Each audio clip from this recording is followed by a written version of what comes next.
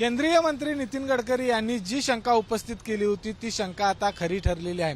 कारण साताऱ्यापासून कागलपर्यंत जे महामार्गाचं रुंदीकरणाचं काम आहे त्यापैकी पेठ नाक्यापासून कागलपर्यंत ज्या कंत्राटदाराला हे काम दिलं होतं तो कंत्राटदार योग्य पद्धतीचा नाही अशा पद्धतीची शंका नितीन गडकरी यांनी व्यक्त केली होती आणि शंका आहे ती खरी ठरलेली आहे। कारण गेल्या अनेक दिवसांपासून या महामार्गाचं काम आहे ते पूर्णपणे बंद झालेलं आपल्याला पाहायला मिळत आहे। पेठ नाक्यापासून कागलपर्यंतचं काम आहे ते एका कंत्राटदाराकडे आहे आणि त्याची जी हिस्ट्री आहे ती चांगली नाही अशा पद्धतीचे नितीन गडकरी यांनी म्हटलं होतं आणि तेच आता खरं ठरलेलं आहे। गेल्या अनेक दिवसांपासून या महामार्गाच्या रुंदीकरणाचं काम आहे ते पूर्णपणे बंद आहे, त्यामुळे अपघातांचं प्रमाण आहे ते प्रचंड वाढलेलं आहे। इथल्या नागरिकांना वाहन चालकांना प्रचंड त्रास आहे तो होत आहे। त्यामुळेच आता नवीन कंत्राटदार घेऊन हे काम पूर्ण करण्याची प्रक्रिया केली जाणार आहे।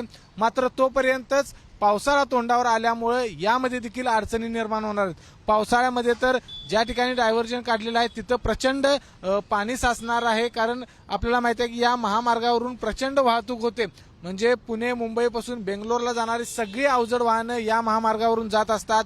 त्यामुळे आता नवीन कंत्राटदार या ठिकाणी ते नियुक्त करणं आणि त्याच्याकडे काम देणं आणि त्यानं काम पूर्ण करणं याला प्रचंड विलंब लागणार आहे। तोपर्यंत पावसाळा येणार आहे, कारण या महामार्गाच्या कामामुळे ज्या पद्धतीनं काम रेंगाळलेलं आहे त्याच्यामुळे अनेक अपघात झालेले आहेत, अनेकांचे जीव गमावलेले आहेत। त्यामुळे कोल्हापूरकरांचे असेल त्याचबरोबर इथून वाहतूक करणाऱ्या सगळ्यांची एकच अपेक्षा आहे की ह्या लवकरात लवकर काम पूर्ण करावं आणि दिलासा द्यावा।